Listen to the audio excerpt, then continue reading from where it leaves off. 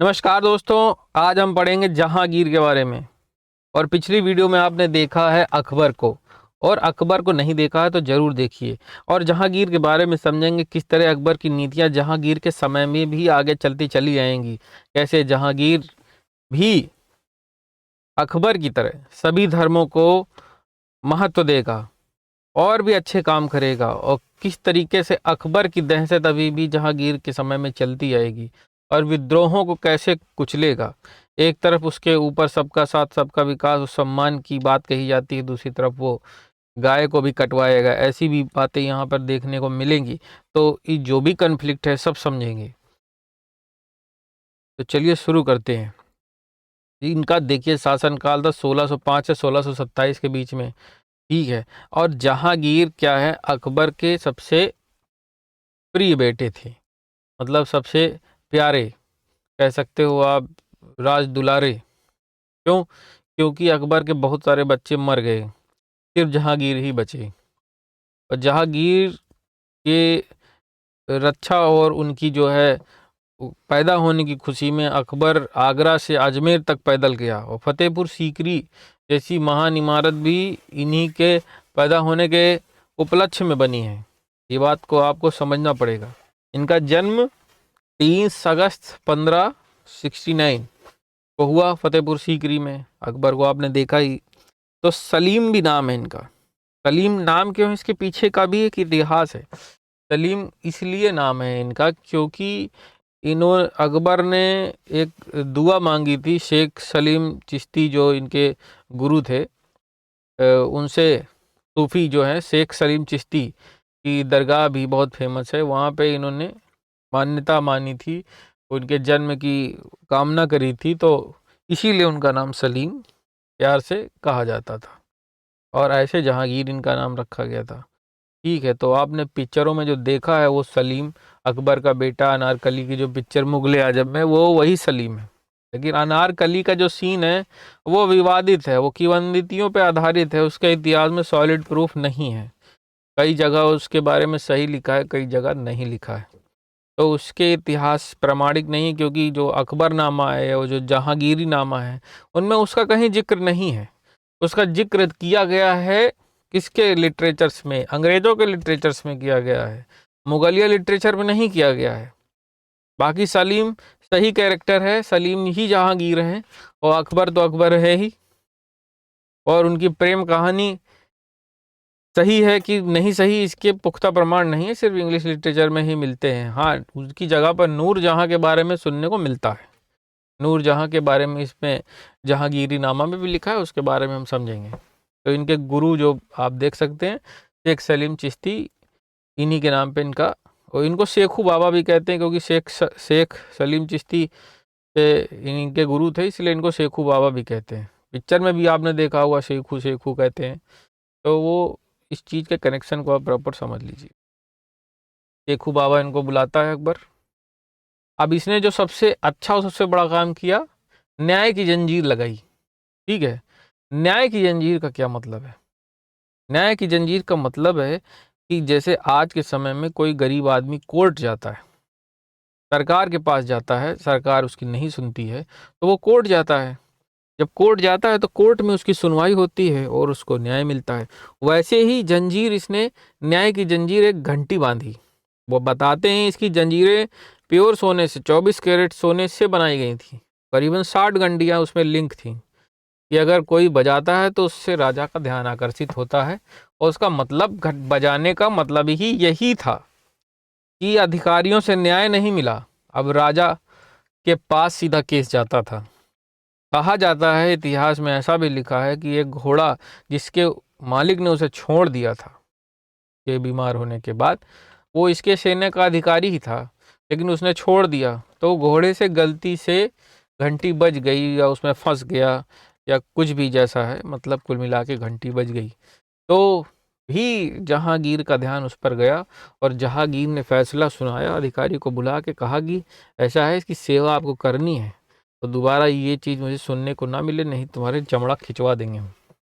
तो इस तरीके की घटनाएं भी वहाँ पर सुनने को मिलती हैं। न्याय का घंटा बांधना इसका सबसे फेमस और सबसे बड़ा काम माना जाता है।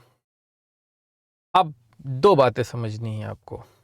जहांगीर अपनी आत्मकथा खुद ही लिखता है, तुजुक ए जहांगीरी अपनी आत्मकथा है। अकबरनामा अकबर की है, लेकिन अकबर और जहांगीर में दो फर्क है। अकबर निरक्षर था, पढ़ा लिखा नहीं था, क्योंकि बहुत कम समय में उसको राज्य मिल गया था, तो वो अंगूठा छाप था।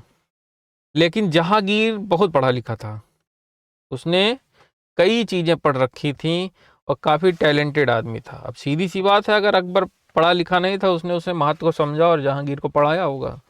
तो जहांगीर ने अपनी आत्मकथा खुद ही लिखी 17 सालों तक, फिर 2 साल किसी और ने भी लिखी है, वो भी आगे देखेंगे। 17वें वर्ष से 19वें वर्ष तक का विवरण मुतादिक खान ने लिखा है, ये आपको पता होना चाहिए। और अकबर की दहशत क्यों थी? अकबर की दहशत थी कि महम अनगा का लड़का था जो साम्राज्य पे अपनी चलाने लगा था 2 सालों के बीच में, 60 से 62 के बीच में। तो अकबर जब गुस्सा आ गया था, तो अकबर ने उसको कई ऊंची मंजिलों से ऊपर से फेंकवा दिया था, दहशत बनाने के लिए कि कैसे तुमने किसी दरबारी को मरवा दिया, इतने बड़े गुंडे हो गए। तो उसने ऊपर से फेंकवा दिया, उसको फेंकवा दिया। लेकिन उसमें भी एक घटना अच्छी हुई, घटना अच्छी ये हुई कि वो मरा ही नहीं। तो अकबर ने उसको फिर से उठवाया और फिर से ऊपर से खोपड़ी के बल गिरवाया, तब वो मर गया। इतनी बेमौत, इतनी मतलब बेदर्द मौत दिया, जिससे उसके शासन में और उसके जो मंत्री थे, अधिकारी थे, उसमें दहशत फैल गई। वो दहशत जहांगीर के समय तक चलेगी। तो अकबर का उस फेज को तो आपने देखा कि सबका साथ सबका विकास, लेकिन उस फेज के बारे में बहुत कम लोग जानते हैं, जिससे उसने दहशत मचाई। और युद्ध भी बहुत सारे लड़े ही थे, जीते भी थे।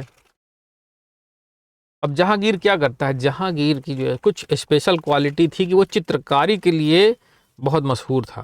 उसने एक नई पद्धति इसकी स्टार्ट करी थी, विषय वस्तु की लिखने की जगह चित्रकारिता से उसको विजुलाइज कराते थे। जैसे इस समय आपके सामने जो स्लाइड चल रही है, ये भी विजुलाइजेशन के ऊपर है। उस तरीके की इसने चित्रकारी इंट्रोड्यूस करी, ये सबसे इम्पोर्टेंट है।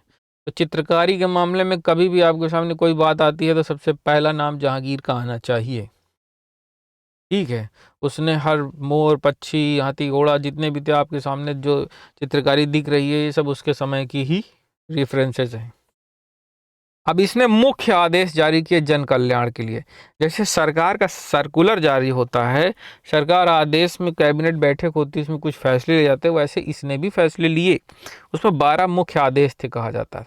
सबसे बड़ा जो आदेश इसने जारी किया कि भाई शराब बिक्री बैन, कोई भी अल्कोहल नहीं बिकेगी। सारे ठेके इसने बंद करवा दिए। ठीक है, क्यों? कि कोई दारू ना पिए। लेकिन क्या जहांगीर दारू नहीं पीता था?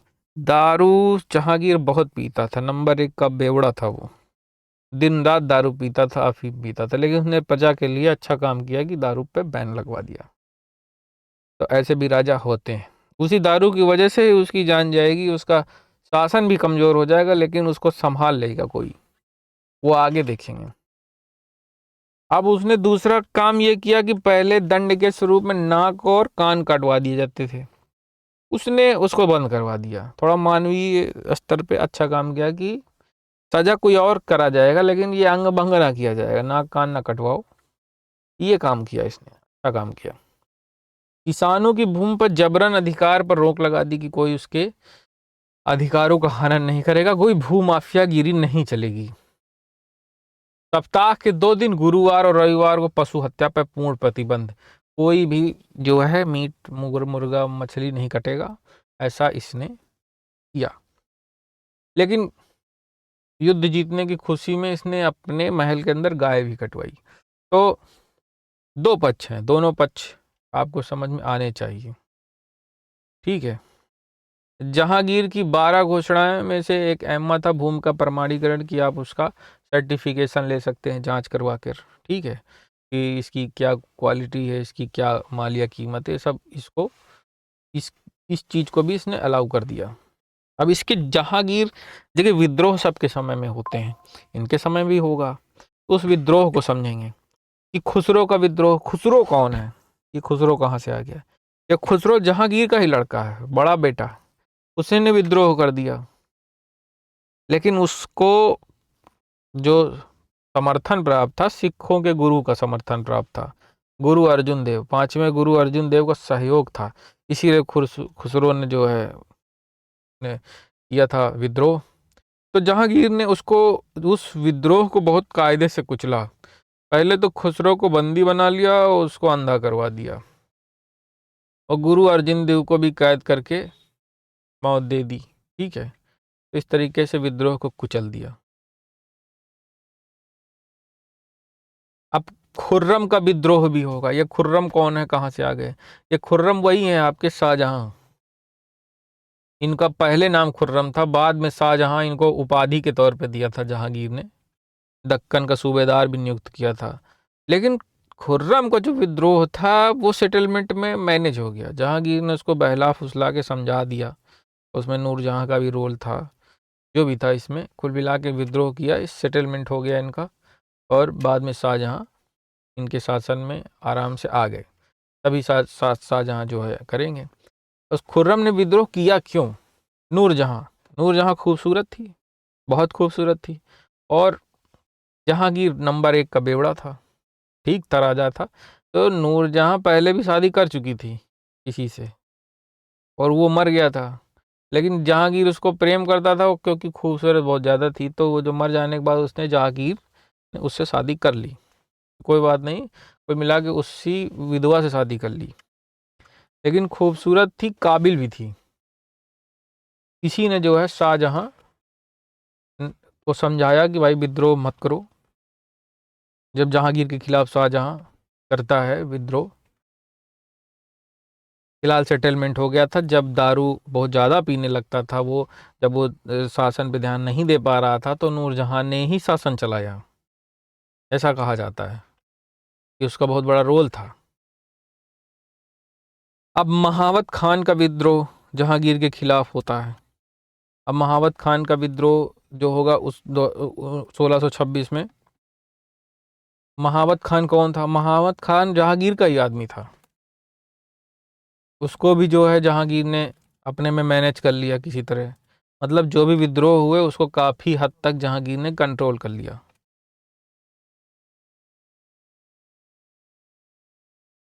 और उसमें भी नूरजहां का ही नाम आता है कि नूरजहां ने ही विद्रोह को कंट्रोल किया, क्योंकि नूरजहां जो थी वो काफ़ी विद्वान भी थी, पढ़ी लिखी। महावत खान का खैर सेटलमेंट हो गया। अब साम्राज्य का कैसे, अब देखिए मेवाड़ कैसी जगह है। मेवाड़ वो जगह है जिसे अकबर भी काबू नहीं कर पाया। राणा प्रताप को पूरी तरीके से अधीन नहीं ला पाया था अकबर भी। मेवाड़ बहुत ऐसी जगह थी, कहते हैं कि जहांगीर के लिए एकदम प्राइम, कि उसको लेना ही लेना है। जो अकबर न, जो उसका बाप नहीं ले पाया, तो जहांगीर के लिए तो होगा ही ना कि इसको कैप्चर करना है। और राजपूतों का महल सबसे बड़ी बात, और राजपूत बहुत ताकतवर होते थे और बहुत साहस से लड़ते थे, तो इतना आसान नहीं होता था कि उनको किसी तरीके से कैप्चर कर पाए। अकबर भी राजपूतों को अपने में मिलाया बहुत कूटनीति से, डिप्लोमेसी से, तभी तो अकबर अकबर बन पाया, नहीं तो सिर्फ वो लड़ता रहता। इसीलिए अकबर ने जो राजपूतों से विवाह किए, शादी किए, दरबार में उनको जगह दी। और अब वही चीज़ जहांगीर भी करेगा। जहांगीर भी आप देखेंगे आगे वही सब करेगा। तो मेवाड़ का जो अमर सिंह थे, फिलहाल महावत खान और अब्दुल्ला खान, पहले 1608 में भेजा, फिर 1609 में भेजा, फिर 1613 में खुर्रम के नेतृत्व में कई अभियान भेजे। खुर्रम शाहजहां की बात है। तो फिलहाल शाहजहां ने जब राशन रोक दिया, आने जाने का रास्ता बंद कर दिया, भूखमरी आ गया, तो सेटलमेंट हो पाया मेवाड़ का। इसीलिए उसको शाहजहां की उपाधि दे दी गई। अब मेवाड़ था किसका? ये राणा अमर सिंह का था। राणा अमर सिंह कौन है? राणा अमर सिंह है आपके राणा प्रताप के बेटे। तो अमर सिंह के बीच में जब सेटलमेंट हुआ, तो अमर सिंह को आत्मग्लानि हो गई। वो सब कुछ छोड़ छाड़ के किसी एकांतवास में चला गया कि भाई हम स्वाधीनता नहीं स्वीकार कर पाएंगे, हम जा रहे हैं।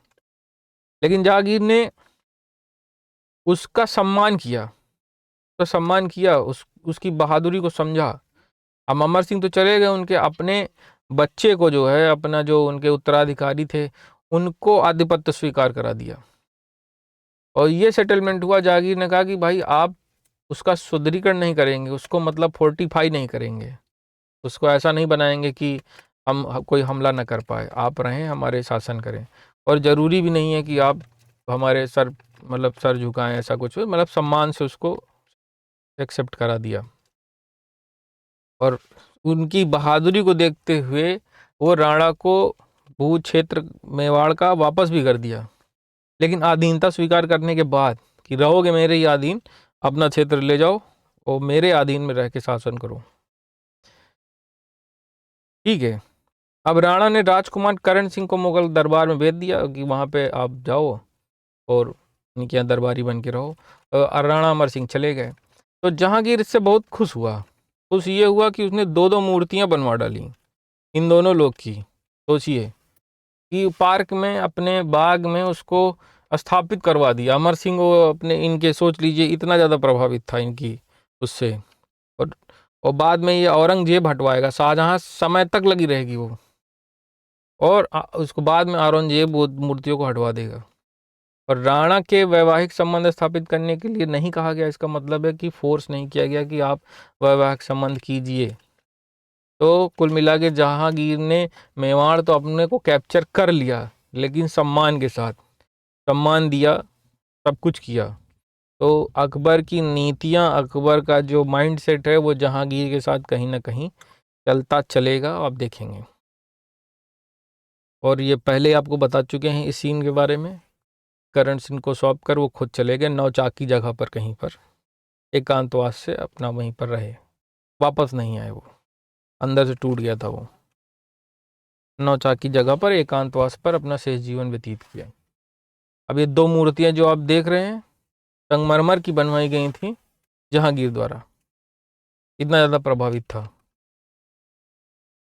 उद्यान में लगाई थी। और उसको, अब कंधार और कांगड़ा का क्या सीन है? कंधार को देखिए, कंधार मुगलों के लिए बहुत इंपॉर्टेंट था, क्योंकि ये सब एंट्री पॉइंट थे इंडिया के अंदर आने की।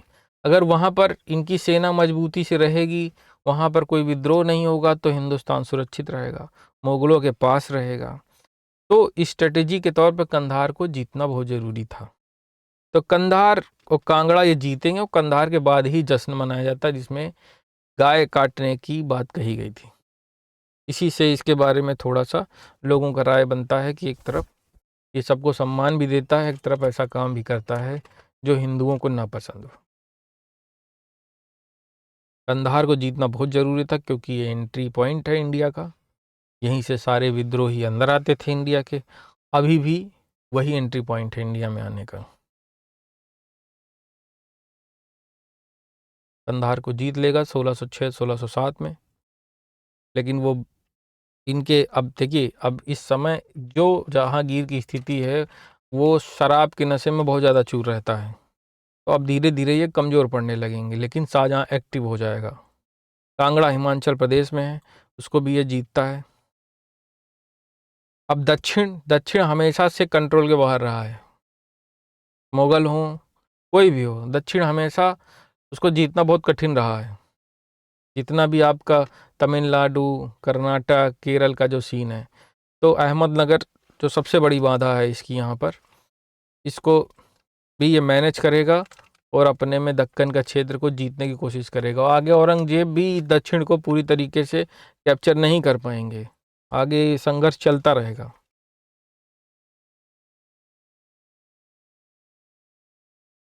और दक्षिण का कुछ क्षेत्र जिसको खुर्रम ने बीजापुर के शासक के साथ मध्यस्थता से मुगलों और अहमदनगर की संधि कराने के लिए सफलता प्राप्त करी, उसी के बाद इसको शाहजहां की उपाधि मिली। तो एक सेटलमेंट हुआ, लेकिन पूरी तरीके से कभी कैप्चर नहीं कर पाए। तो शाहजहां खुर्रम से कैसे बने? यही दक्षिण के सेटलमेंट और युद्धों को जीतने के बाद, कुछ काबिलियत दिखाने के बाद इनको शाहजहां का टाइटल दिया जाता है। अब मराठा क्या है? मराठाओं को ये इज्जत देगा जहांगीर, उनको अपने दरबार में जगह देगा, अमीर वर्ग में शामिल करेगा, उलझने की कोशिश नहीं करेगा, क्योंकि राजपूत और मराठा, इनसे उलझना सबको भारी ही पड़ा है, और कभी भी पूरी तरीके से कैप्चर इन लोग कभी नहीं कर पाया कोई। तो इसने वही किया जो अकबर ने किया कि सबको इज्जत से रहो, तभी विद्रोह कम होगा, तो मराठाओं के अब यही काम औरंगजेब नहीं करेगा।